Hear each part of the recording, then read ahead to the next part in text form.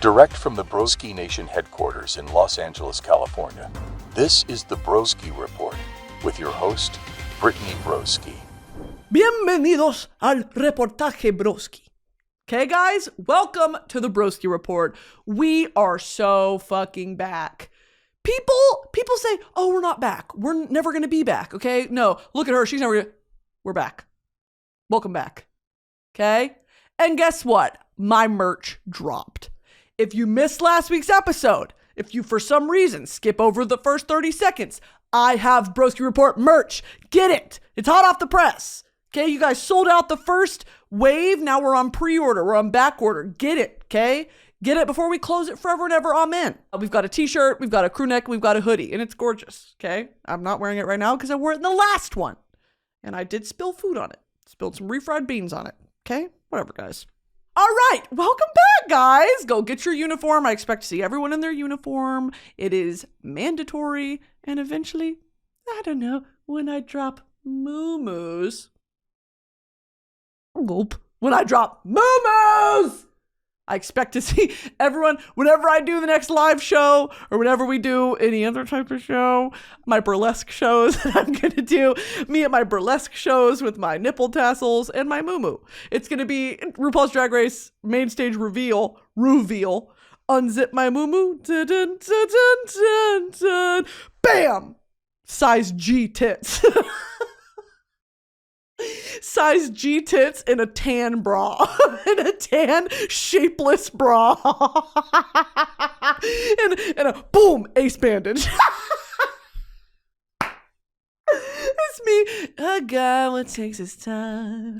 I go for any time. It's a fast moving guy who likes them slow. And I'm undoing my muumuu. It's me in Burlesque as Christina Aguilera. Got no room for fancy driving. Wanna see a guy slowly unzipping it. Driving in low. Bam! Okay? Nipple tassels hot glued on to my nude tan bra that has no underwire. It's flat against my chest and I have size G tits. That's my burlesque show. You know how they have clubs for like BBWs? Big, beautiful women, okay? I'm going to do a show for, it's just me, okay? It's just me and we only do the big tan bra bit.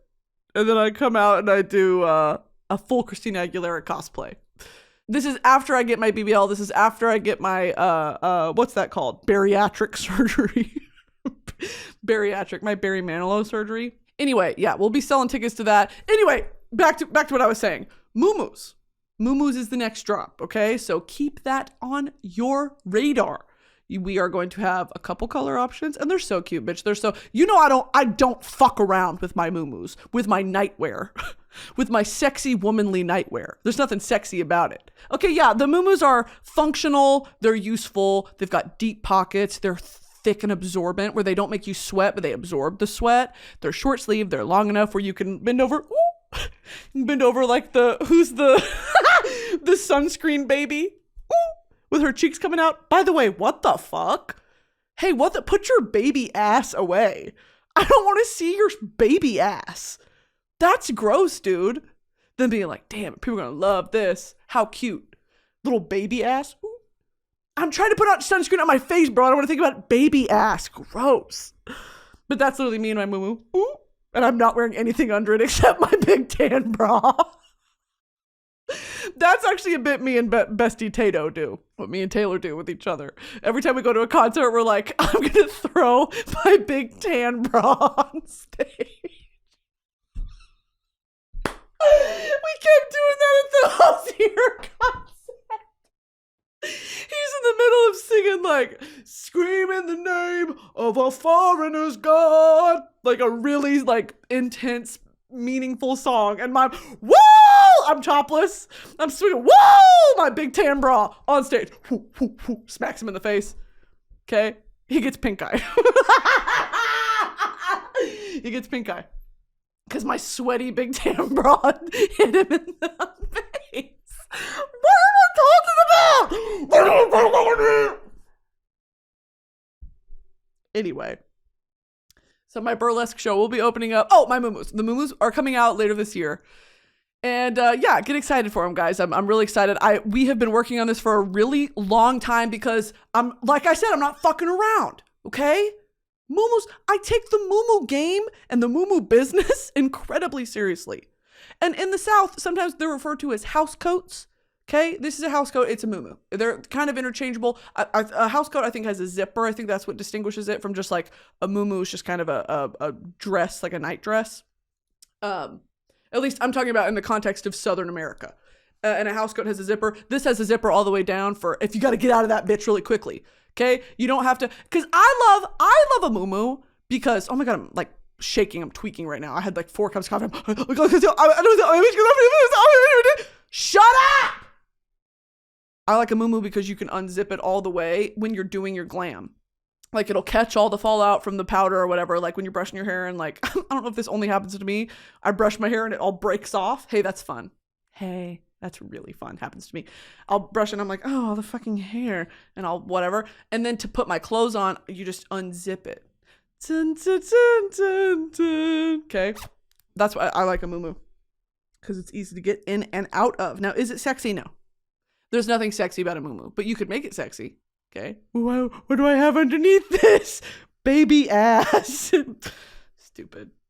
All right. What are we talking about today, guys? Oh, if you've bought the merch, thank you. I appreciate you. I live to eat another day. Okay. I can afford my groceries for another day. I really appreciate that. Yeah. The merch was really fun to make. We worked with Brit Art on it, who's fantastic. She does, pinup art, who I just am obsessed with it. And, really stoked to work with her on it. So go pick it up if you haven't. Go rep the pod. Okay? Why not, guys? Seriously. Okay.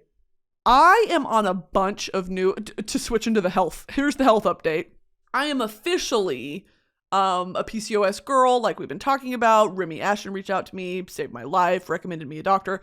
I'm on a bunch of new, did I already talk about this? I'm on a bunch of new medicine. And I can't eat avocados or bananas or coconut water because it spikes my testosterone. Yeah, I talked about this last time about how I have leg hair like a grown man. Yeah, we talked about this. I won't put you guys through it again. Okay, what I really want to talk about is we're going to move into book talk really quick. If you don't give a shit, I don't care. You will listen and you will like it because I don't make the rules. I don't care about book talk. Incredibly loud, incorrect buzzer. You're going to listen, okay? Fourth Wing talked about that last week as well. Fourth Wing is the Dragon Academy book. Oh my God, I ordered a sweatshirt that I should be wearing right now. It's the Dragon Academy book. And since finishing both Fourth Wing and Ironflame, which is the sequel, which everyone was like waiting on for a really long time, came out in I think November, like late November. And Rebecca Yarros is the author. And the more that I've read and like consumed media about this book series, the more complaints I have. I fucking loved Fourth Wing. It is, me and Brooke Averick were texting about this the other day, Lady Efron. We're texting about how like it is going to be so hard to read a non-fantasy novel moving forward because I love fantasy.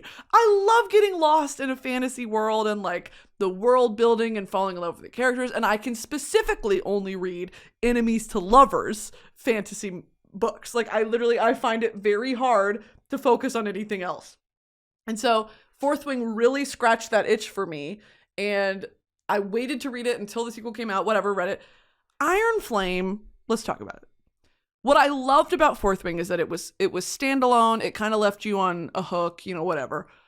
The characters, you fall in love with them really easy. Your lead girl is a badass. She doesn't believe in her own potential until, the mirror is brought up to her face. And then she does. She's a badass, and her secret weapon is not strength. It is not power. It is intelligence. And I love a storyline like that.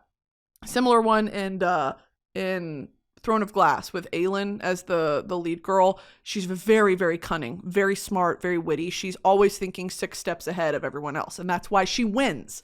She is strong and she is a great fighter, but like first and foremost, she plays the game. And I love that about Violet Sorrengail in Fourth Wing. She is smart and she outsmarts her way through life. What incredible characters fucking wasted in Iron Flame. Wasted! Violet and Xaden have the same exact argument about 6 different times in Iron Flame. And it's a classic, which I fucking hate, miscommunication trope. They're not hearing each other when they talk. And they keep, and they're separated, okay? For a lot of the book, they're not together. And so when they are together, you want them to get it on. Lay pipe. Okay, you're together? Oh no, lay pipe. I'm not asking for much, Xaden. Lay pipe. Why is that so fucking hard? But for, like, there literally would be times they'd be together, they'd have 24 hours together. Don't you want to make the most of it? No, bitch, they would spend it fighting. And then, like, he would be gone before she wakes up. Oh my God, I'm livid. Oh my God, I'm actually livid right now. So, oh my God, I'm actually fucking raging. I'm fuming, babe. I've literally read 400 fucking pages. I'm fuming.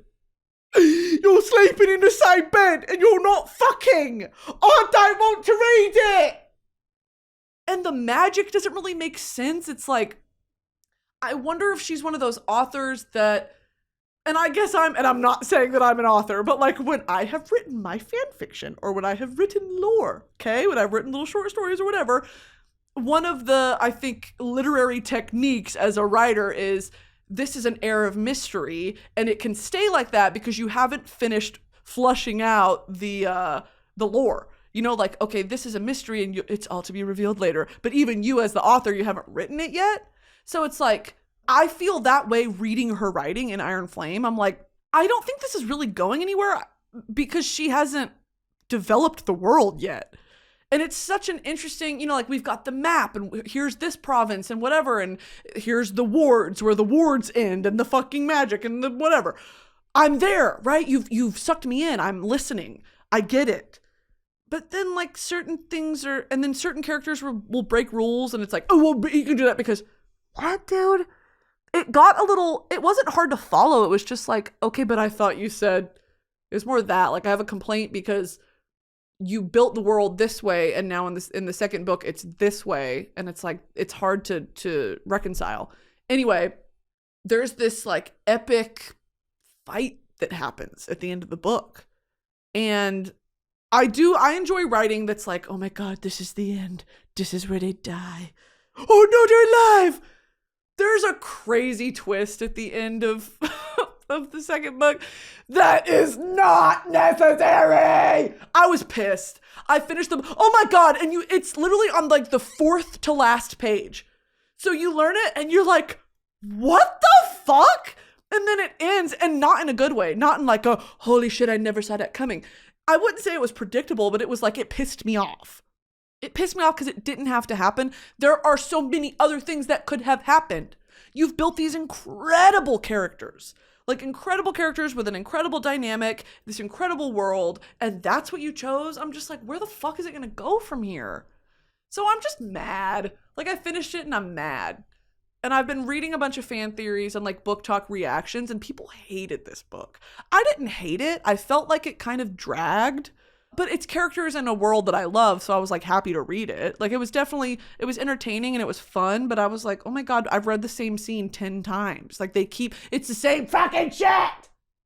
And there are certain characters where I'm like, oh, I hate you. I hate you. I hate you. I hate you. I don't care about you. And then they got redemption arcs that I'm like, you didn't deserve that. I don't know. Okay, so that's my Iron Flame review.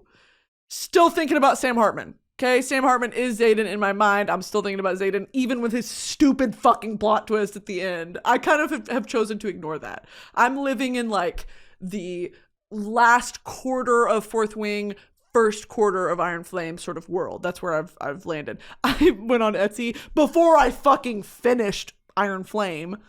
I went on Etsy and got a Basgiath War College sweatshirt. Oh my God. Also, I saw a bunch of shit that Rebecca Yarros pulled from Gallic language, like the Gallic language, but used it incorrectly. And so people are mad at her about that. Totally understandable. And that's also just like, damn, was there not enough? like, I'm inclined to give an author the benefit of the doubt of it will all resolve itself, or if it hasn't yet, like, trust the author.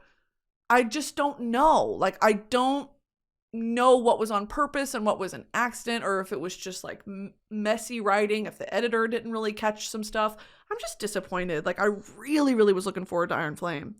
This episode is sponsored by Tinder. It's time to set your intentions and desired vibe for 2024, team. So if you're ready to level up your dating goals this year and attract the right energy, Tinder is the perfect place to start. Let's ditch the superficiality and dive into deep convos that spark something real. It starts with a swipe. So whether you're looking for romantic connections, planning epic escapades, or just expanding your circle, you want to know where to start? Tinder.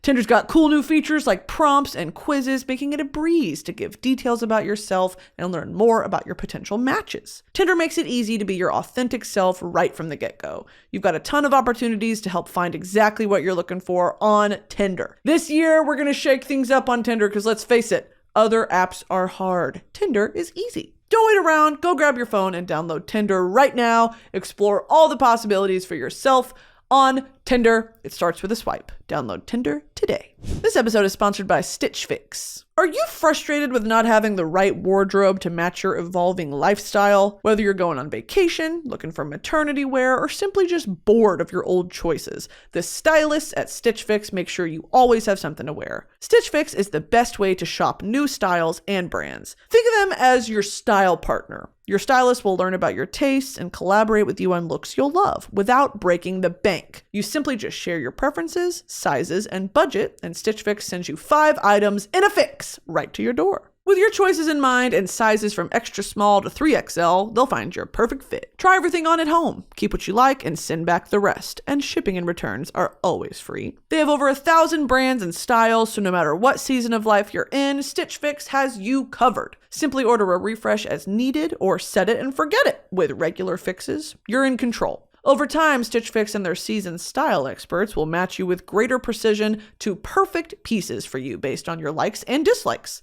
It's so easy. I've been into the flowy skirt and cowboy boot style combo recently, and Stitch Fix has really helped me perfect that. So thanks, Stitch Fix. They just get me, and they'll get you too. Try today at stitchfix.com/broski, and you'll get 25% off when you keep everything in your fix. That's stitchfix.com/broski, stitchfix.com/broski. Oh, I wanted to go through my Goodreads because now I have a fourth wing hangover. And a bunch of people, I went on TikTok and they're like, I was like, how to cure the fourth wing hangover. People are like, read acotar. Bitch, I started there. There's no going back. Oh, me and Brooke are going to start Court of Silver Flames too because y'all ate my ass last episode when I talked about how I haven't read Silver Flames. Yeah, sorry. Nesta is a fucking bitch. She ruined the Christmas special. But I'm going to start it for the sake of Cassian, because once again, I want Cassian to lay pipe. I want to watch how this fairy fucks. I have got to see more of that fairy dick. Fake hawk. I have got to figure that out, okay? So I'm going to start Silver Flames. I'm going to get back into that world. And I don't know if Silver Flames resumes after the Christmas special or after Court of Wings and Ruin. We'll see. I'm going to jump into it. Okay, I'm going to give it a chance. I want to go through my Goodreads because these are some recommendations for anyone that's going through what I'm going through. If you've just finished acotar or if you've just finished Fourth Wing, whatever it may be, these are some recs that I've seen that are in the same vein that are either fantasy or dragons or enemies to lovers. The first one is Powerless by Lauren Roberts. That one has been recommended to me a lot. Next is The Black Witch by Laurie Forrest. That one has been recommended a lot as well. Red Rising by Pierce Brown. This one, I saw a girl give a review on it, and Red Rising is like, this may be wrong. It's more like Dune. Like, it's kind of a dystopian fantasy. It's not so much like fantasy dragon fairies with their penises. It's like, let's Google it actually. 94% liked this book. That's crazy. Goodreads has a 4.3. Barnes & Noble has a 4.4 out of 5. Like, it's really, really well rated. Red Rising is a 2014 dystopian science fiction novel by American author Pierce Brown. And the first book and eponym of a series. Does eponym mean it's named after that? That's what that sounded like. The novel, set in the future on Mars, follows lowborn miner Darrow as he infiltrates the ranks of the elite Golds. Red Rising has received generally positive reviews. Yeah, I'm excited to read it because I think it's a romance later on. Yeah. Oh, what? Darrow, what the fuck? At this, no, bro, what the fuck? No! At the start of Red Rising, Darrow and Io are both 16, married, and presumably share an adult sex life. After Io's, what the fuck? Okay, I don't want to ruin anything. I don't want to read about 16-year-olds fucking. No! But Red Rising has really been recommended, so I'm gonna do it because I honestly think I need a break from fantasy. I'm too obsessed. Let's take a step back. I tried to start Metamorphosis by Kafka. Couldn't get into it. I read the first page and I was like, where are the dragons, bro? I don't give a single fuck. I don't care. Don't care. I can't keep living like this, dude. Like, Fourth Wing ruined my life. I think about it all the time, every day. I need Xaden. I am Violet Sorrengail. I've got to, the dragon has to pick me when it's fucking, oh my god. And then the dragon's going to talk to me in my brain. How am I supposed to move on? I've been trying to finish The Bell Jar by Sylvia Plath for fucking years. It's been on my nightstand. I cannot finish it because I would rather read about dragons than a depressed girl in the 50s. I know it's important, but I just can't finish it. I will one day. Oh, God. Okay. Powerless, Black Witch, Red Rising. And then Serpent and the Wings of Night by Carissa Broadbent. That one has really been recommended for fantasy. And here's my thing. Starting with acotar, I feel like that's the best of the best. It's like everything's going to be a poor comparison to that book. And I'm worried to start some of these books of like, it's not going to be risque enough. The plot's not going to be good enough. You know, a lot of these have like 4 out of 5 stars on Goodreads, but it's not. Actually, I wonder what acotar has on Goodreads. Let's see. Court of Thorns and Roses has 4.2. Interesting. 4.2. And Fourth Wing has 4.6, bro. Which is crazy because acotar, well, the first book fucking sucks. Let's look up what Mist and Fury has, because Mist and Fury is the, oh yeah! Stupid. Mist and Fury. 4.65. Damn, I rated it 4 stars for some reason. Am I just a fucking idiot? Yeah, Mist and Fury she's that girl. She really is that girl. I'm a Sarah J. Maas girl. And I'm about to be, I think, maybe a Red Rising girl, because Red Rising, I'm excited about Red Rising. I'm going to go to Barnes & Noble tomorrow and buy all 4 of these. Also, One Dark Window by Rachel Gilling has been recommended. So I'm going to go buy all 4 of those, maybe the Rachel Gilling book, and start Silver Flames, Court of Silver Flames. And then, yeah, I'll keep you guys updated because I have got to have romance. I don't, like, if there's no romance in it, I'm bored. Like, you have got to give me a reason to care. Do they make it? Are they gonna fuck? If they don't, I don't care.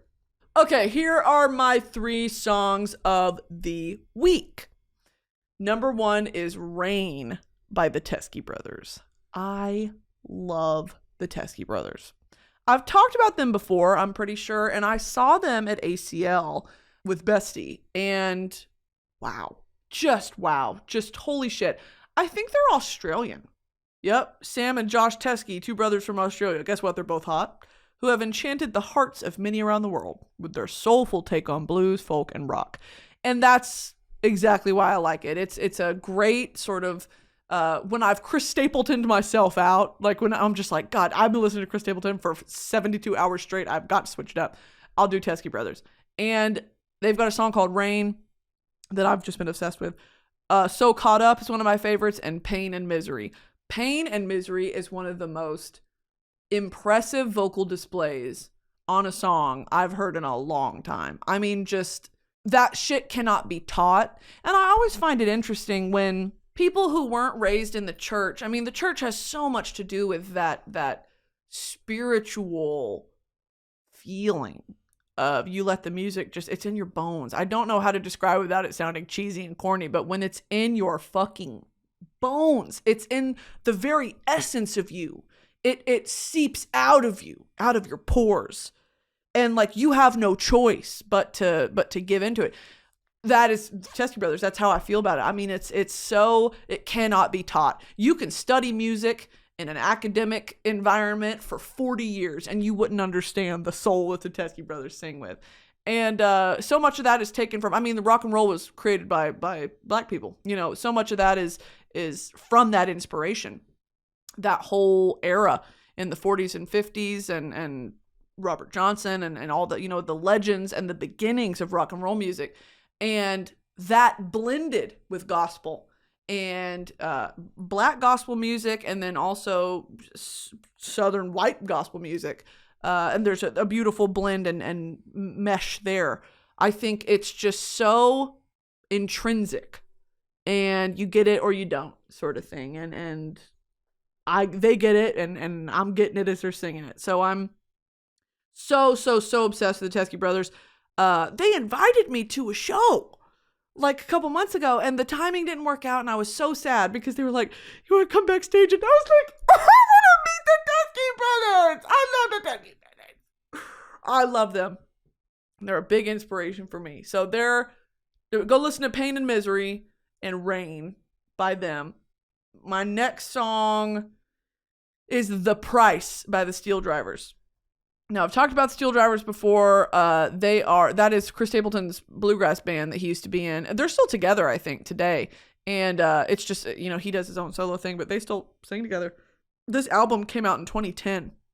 It's called Reckless. And, there's some fucking bangers on here. Where Rainbows Never Die, The Price, Can You Run, Midnight on the Mountain, Ghosts of Mississippi, Angel of the Night. All these are so good. And, The Price is about the wealth gap. It's about the rich 1% and the elite, and like eat the rich sort of thing. Rich man rolls the dice, poor man pays the price. Love that. Damn. And his vocals on here are that shit should be illegal, dude. It should be outlawed. I mean, he's almost like losing it. I love that vocal range where it's so gritty. It's like he's almost lost control of it. Like it's kind of out of tune or off pitch in the best way, like almost. It's still, of course, because it's professionally produced. It's fantastic. But it's like you can hear that grit. Damn. So good. The Price is one of my favorite Steeldriver songs. I also love If It Hadn't Been for Love. Never wanna take to Birmingham if it hadn't been for love. Blue Side of the Mountain, Heaven Sent. I know what days are. Heaven sent. Lord knows I know now where to be. The Bartender. Oh my God. I love the Steeldrivers. Okay, love that song. And then last one is, I mean, again, I've just been on a kick lately, I guess. It's Dustbowl Dance by Mumford & Sons. And I was on my Mumford & Sons grind right after ACL in October. Like I was listening to Babel. I was listening to Lover of the Light, Whispers in the Dark, even like Delta and some of Marcus Mumford's solo stuff, which is so sad, but so good. Very much I'm on that train again. Dustbowl Dance is fantastic. Awake My Soul, White Blank Page. Yeah, this album's from 2009. And it still stands. You bitches. I'm a Mumford girl. Okay. Oh, I wanted to go through the rest of my Goodreads. Sorry, I got distracted with the music stuff. The rest of my Goodreads, I'm gonna read some of my, I don't know what TBR means. To be read. I think that's what that stands for. I'm gonna read off some of these, and I want y'all to give me your opinions because, like I said, I'm gonna go and buy those that I talked about. Okay, Fear the Flames. This has been recommended to me, but also it has not been, so I don't fucking know. Oh my God, I want to talk to you guys about this. So as you know, I take Spanish lessons from Maddie's Mundo. And it's cool to see, like, I mean, I've been taking lessons from her for maybe like a month and a half now, maybe 2 months. And I've improved so much in just the short amount of time that we've been taking lessons. she's good about, yeah, we'll review grammar and syntax and all that, but we go over cultural stuff too, because she's much more well-traveled than I am. And I've been some places, but I've never been to South America. Like I would love to go. I've just never, life has never led me there. I've barely even been to Mexico, shockingly enough. I've only been to Puerto Vallarta with the gay people. So she teaches me a lot about, because she used to live in Spain and Chile, and she's been to Argentina and all these, Cuba. She's been so many places and she's got friends there. So she knows a lot about the culture and is very respectful of it and teaches me from a place of history. And she watched this movie recently that she recommended to me, and it was called Motorcycle Diaries. And it's got Gael García Bernal in it, who is hot. Okay. Now, is he 5'6"? Yeah. Okay. And is a man under 5'6" really a man? No, he's not. Okay? At least, you got to be at least my height to be considered a man. Brother, I'm more manly than you. Okay. My PCOS, I'm growing neck hair. I'm growing beard hair.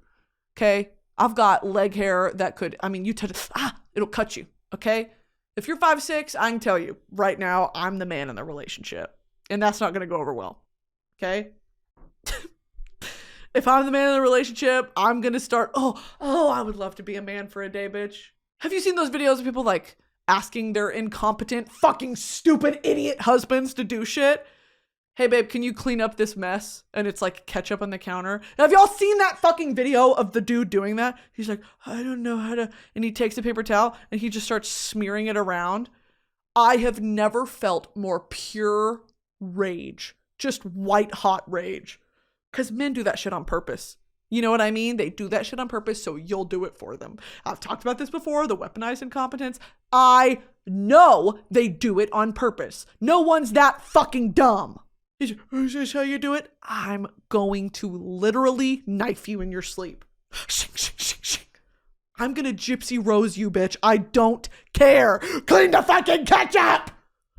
I want to be a man for a day. I'll just have a mattress on the floor.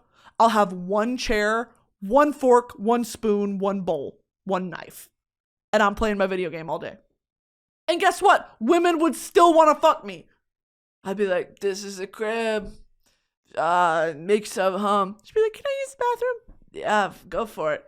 No soap, no hot water, no towel. Okay? You ever been to a man's house and that's the bathroom? Oh, God. Oh, what am I doing? You look at yourself in the mirror like that, like, what the fuck am I doing? I've got to get out of here. I've literally done that before. In college, right after college, when I graduated, I was like living in Dallas and I went on this date and I went to a guy's house and I was like, can I go to the bathroom? Where's your bathroom? He was like, yeah, sure, it's up there. And I was like, thanks. He was making me a drink in the living room and I went in the bathroom. He had one of those like college dorm shower curtains that was too short for the shower. No liner. So it's like moldy toilet, beard hairs all over the sink, toothpaste splash on the mirror, no soap, pubes on the sink as well, and no towel and no hot water. And I go, I gotta get the fuck out of here. So I literally I hover peed, ran my hands in the water and I go, I gotta go actually. And he was like, what the fuck? What do you mean? And I literally was like, it's nice to meet you, bye. And I walked out. And he walked out and followed me to my car. And he was like, did I do so? I was like, no, I just forgot I had to be somewhere. It was really nice to meet you. Because at a certain point, what the fuck are you? Have some self. Stand up. Stand up, bitch. I looked at myself in the mirror and said, Stan, what are you doing? You just hover peed at a man's house. Because you didn't want to get his pubes on the back of your thighs. Oh, if I was a man and I didn't have to give a shit about, imagine how free, oh God, how free they must feel. Be like, yeah, I got this hot bitch in my place. Yeah, you can use the bathroom. When she's in the bathroom like, oh God.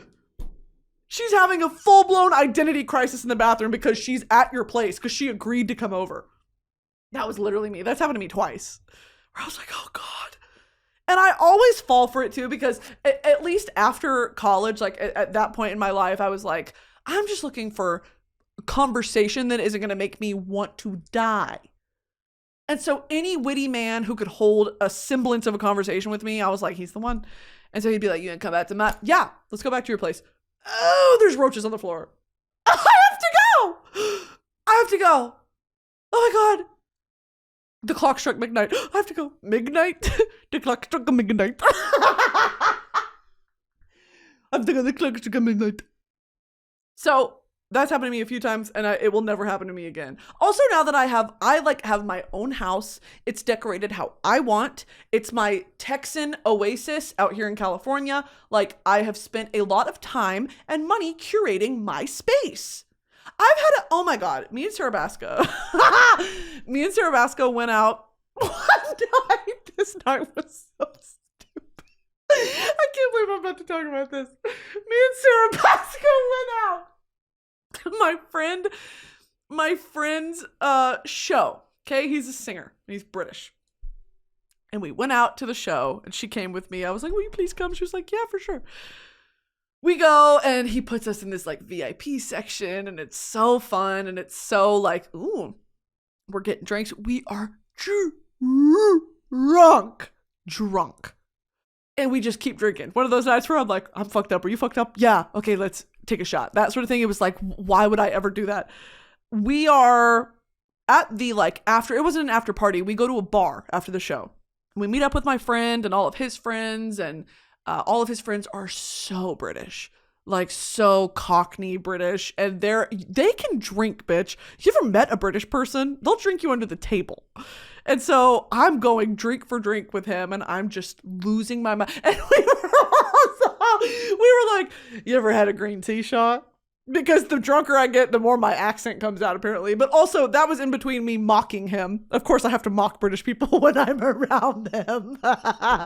So no, I'm talking like this. I'm not having a fucking green tea shot, darling.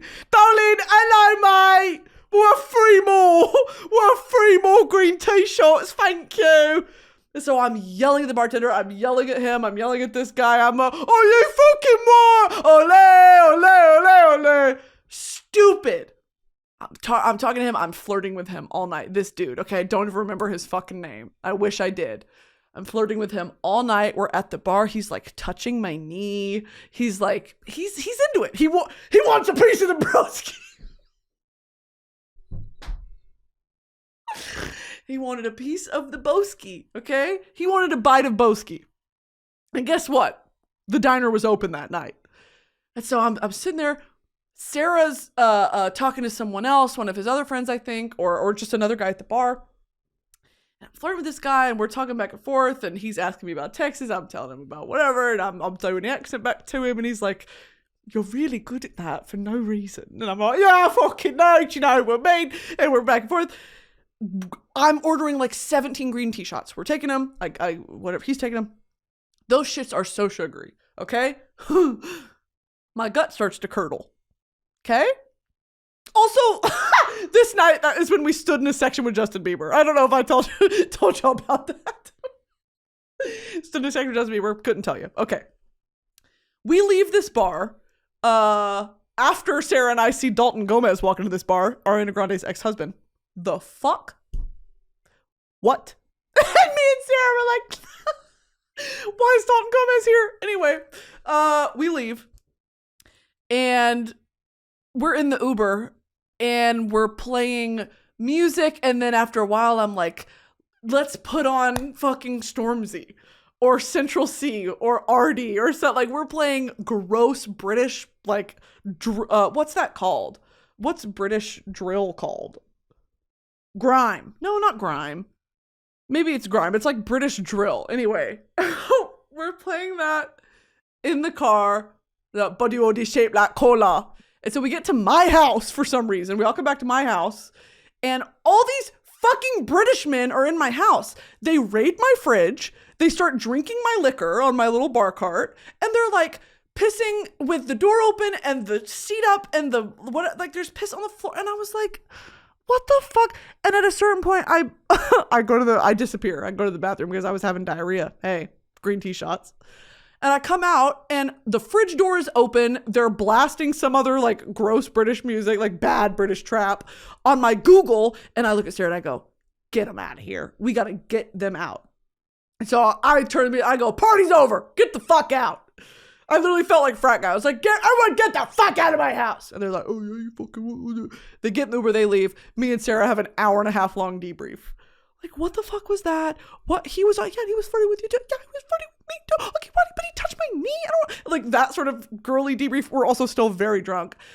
And like, I had just got these antique furniture pieces. Like, my house looked so cute. They left oh my God, they shattered a glass in my kitchen. I was just like, this is what happens when you let men into your space. My space is feminine and sacred, bitch. And they came in here and without a second thought disrespected it. Like, you've never met me before. I invited you to my house. This isn't like some fucking, college frat house. This is like, it's just disrespectful. So me and Sarah were like, what the fuck was that night? What happened? Like, at a certain point, I was like, how did we even end up at my house? I was so drunk. And then the next morning, I was so hungover. And I think I cried because I was like, this is what happens when I open myself up to interactions with men. Because I come on this podcast, I'm in my daily life, and I talk a lot of shit on men. Because rightfully so. But in my real life, I try to stay open and curious to what an interaction with a straight man might bring me. Okay? I don't want to walk in with too much clouded judgment or be kind of shut it down before it can even begin. Because you never know. You can sort through a sea of shit and all it takes is one, right? That's what everyone says. It's just, you only need to find the one good one and he's yours. Like that, and he'll find you.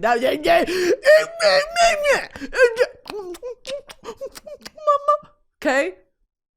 So I try to go into my life with an open mind. I had an open mind this night. I, at a certain point, should have shut my mind, should have closed my mind and fucking got in the Uber and went home with just me and Sarah. We should have had like a gross Taco Bell night. I let those fucking men into my space. And now I'm like, oh my God, I'm never doing that shit again, dude. It was just awful. Like, I didn't realize how sacred my space was to me. Like, and I still think about it today. We're like, oh my God, I let them in my house. I would never do that again. Never.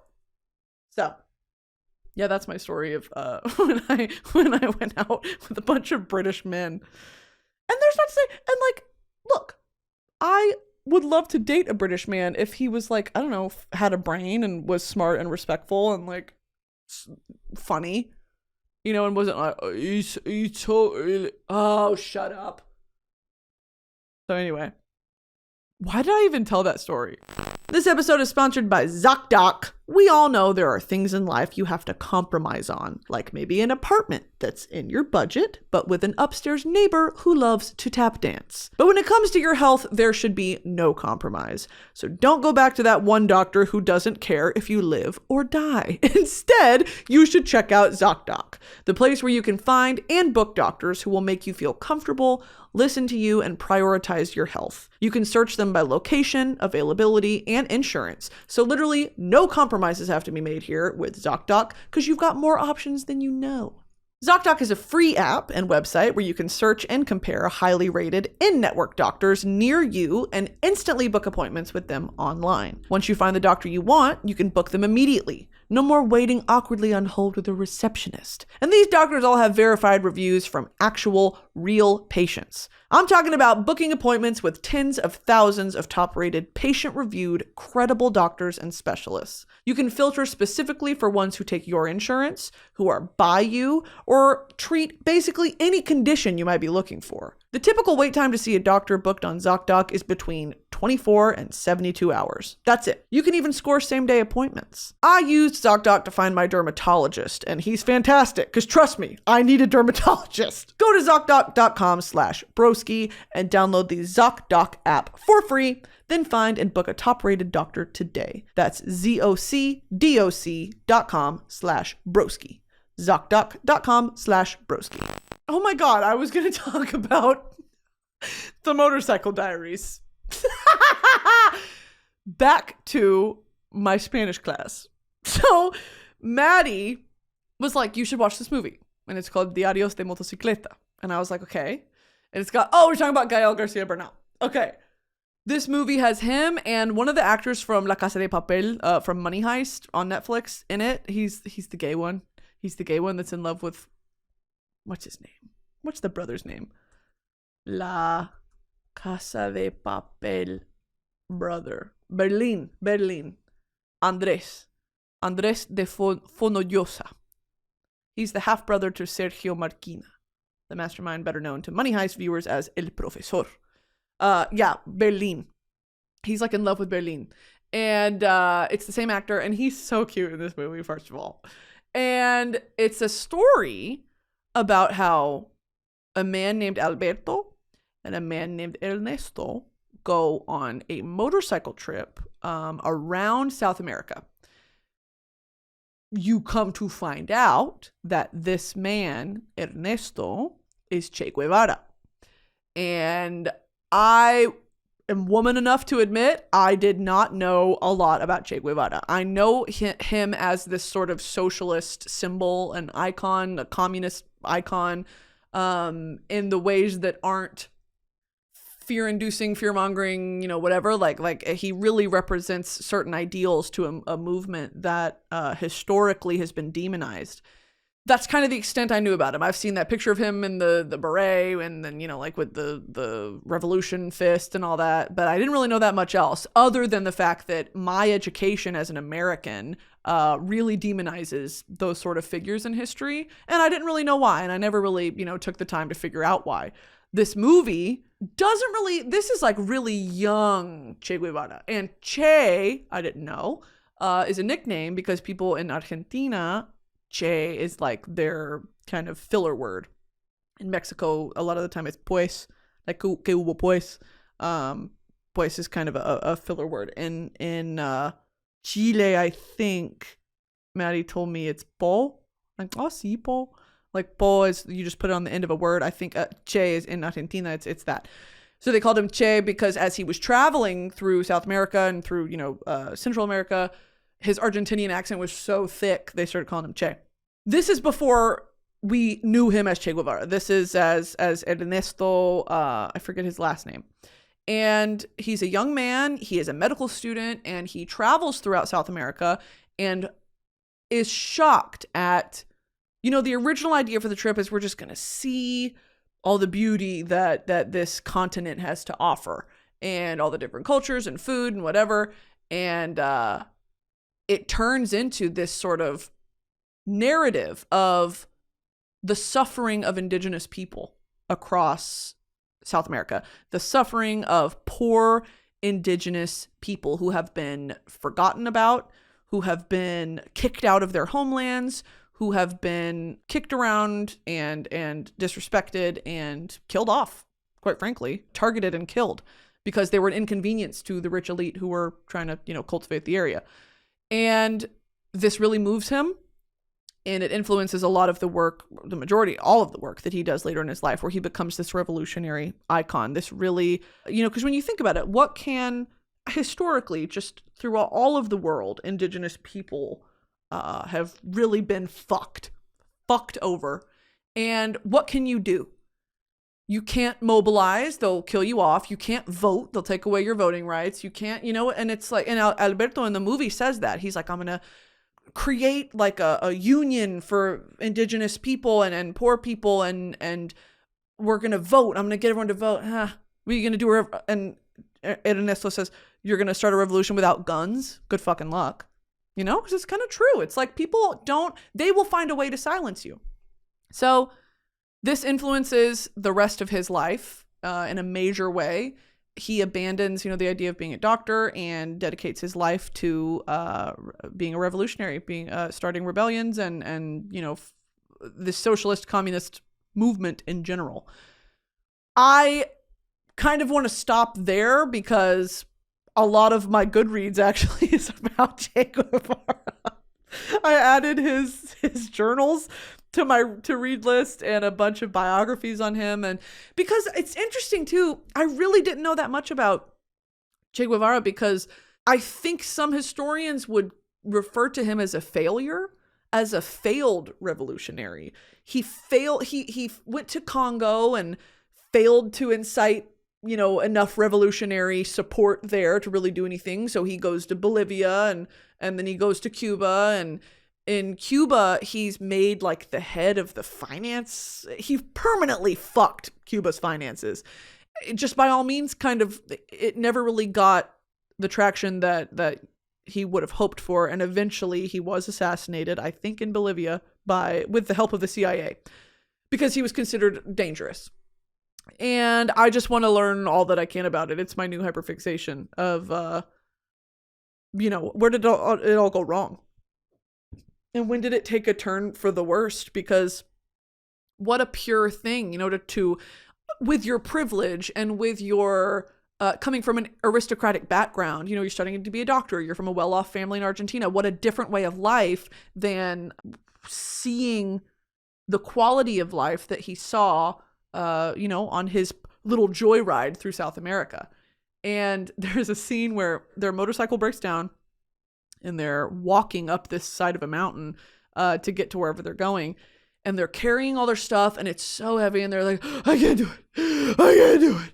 And he like drops to the ground and he passes out and they're kind of like heaving breath, whatever. And then an indigenous man walks by them like no sweat. Because he does it every day with like equal amounts of shit on his back and and doesn't even look at him. He's like, fucking whatever, just going up the mountain. And it's the movie is really good. I really enjoyed it. It was a great rec from Maddie, and it honestly, like, that's a part of history that the older I get, I'm like, God, how the American education system failed me. Time and time again. I'm knocking shit over. I'm so mad. Just failed me. And now it's on me to, to educate myself on things that like I should have known about. And it makes me feel stupid, honestly. Like, that I didn't know this shit. I don't know this history. I don't know shit about Fidel Castro and all these major prominent, or Pinochet and this, because it's this American individualism that I always come back to that I really fucking resent. I resent what was sold to me as a child of back-to-back war champions and a global power, and you wouldn't want to ever live anywhere else. You should be thankful that I am thankful I was born in America, but holy fuck, that doesn't mean I shouldn't learn about other places. Or how we fucked up other places. Cuba did not have the structure or the integrity of its system to support a communist, takeover. And I want to read all about it and I want to know everything. And it just pisses me off the more that I do learn about it. Cause I'm like, I have never heard this. Like, I've never heard about this. It just makes me mad. And it makes me feel dumb. I hate feeling dumb, dude. Hate it. So that's I've got a bunch of stuff on my Goodreads about Che Guevara for no reason, just like because I'm curious. And the movie is actually based on the diaries and journals that he kept while they were driving through South America. So I'm gonna read those, and that's kind of been my fixation of the week. Okay, here are some other ones I've added to my want to read list. There are some classics on here. And okay, so my dad made me watch this movie. And honestly, it was a great movie. But it's a classic novel that I'd always heard of, but I was like, that sounds boring as fuck, dude. The movie was fantastic. And I'm so excited to read the book. Count of Monte Cristo. Count of Monte Cristo. I've always heard of the Count of Monte Cristo, and I always thought it was one of those like Tale of Two Cities, fucking like boring English literature major books like Beowulf or any of those where you have to study it for the good of the academicism of it all, but not for like, it's a great book. Count of Monte Cristo was a fantastic movie. And the lead guy, hot. So I want to read it. And it's got a 4.3 on Goodreads. And it's a classic. Like, it's an instant classic. Another one is East of Eden by John Steinbeck. And John Steinbeck wrote of Mice and Men. Of Mice and Men, published in 1937. That's crazy. George Milton and Lenny Small. Yeah, that movie or that book fucked me up as a teenager, dude. Like really, really disturbed me. Honestly, in retrospect, a great book though. Like a crazy, sad, what the fuck type of book. I kind of want to reread it. And it's short too.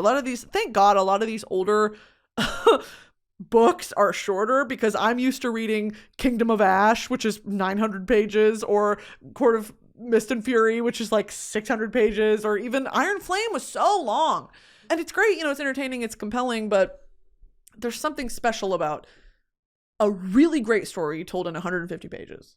So East of Eden is on there. I really don't know that much about East of Eden. In his journal, Nobel Prize winner John Steinbeck called East of Eden the first book. And indeed, it has the primordial power and simplicity of myth. Set in the rich farmland of California's Salinas Valley, the sprawling and often brutal novel follows the intertwined destinies of two families, the Trasks and the Hamiltons, whose generations helplessly reenact the fall of Adam and Eve. What the fuck? And the poisonous rivalry of Cain and Abel. Adam Trask came to California from the east to farm and raise his family on the new rich land. But the birth of his twins, Cal and Aaron, brings his wife to the brink of madness, and Adam is left alone to raise his boys to manhood. One boy thrives, nurtured by the love of all those around him. The other grows up in loneliness, enveloped by a mysterious darkness. First published in 1952, East of Eden is the work in which Steinbeck created his most mesmerizing characters and explored his most enduring themes: the mystery of identity, the inexplicability of love, and the murderous consequences of love's absence. Whoa! Whoa, whoa, whoa, whoa! A masterpiece of Steinbeck's later years, East of Eden is a powerful and vastly ambitious novel that is at once a family saga and a modern retelling of the Book of Genesis. Oh my god, I cannot wait to read that. Another one is, The Jakarta Method. Washington's anti-communist crusade and the mass murder program that shaped our world by Vincent Bevins. Are you kidding? I want to read all these. There's just not enough hours in the day. Why I'm No Longer Talking to White People About Race, by Renee Edo Lodge. That's been on my list for a while. Ain't I a Woman? Black Women and Feminism by Bell Hooks. Revolution at Point Zero. Housework, Reproduction, and Feminist Struggle by Sylvia Federici. All these are on my list. This one, dude! America's Deadliest Export, Democracy. The Truth About U.S. Foreign Policy and Everything Else by William Blum. Because in this vein of, I'm so tired of feeling like, I don't defend America. I never really do. But I recognize the inherent privilege in being born in America and being an American citizen, but also what I lack as an American citizen, which is like worldly awareness, fucking healthcare, love and respect for my fellow man.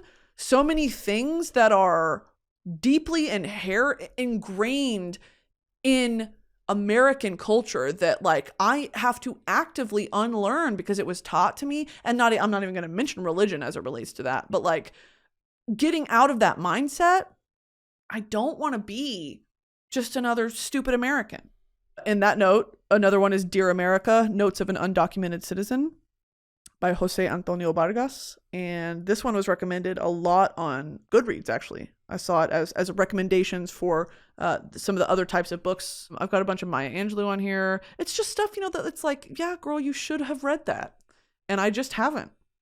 A lot of these I read in school. Brave New World by Aldous Huxley, 1984 by George Orwell. I want to read them.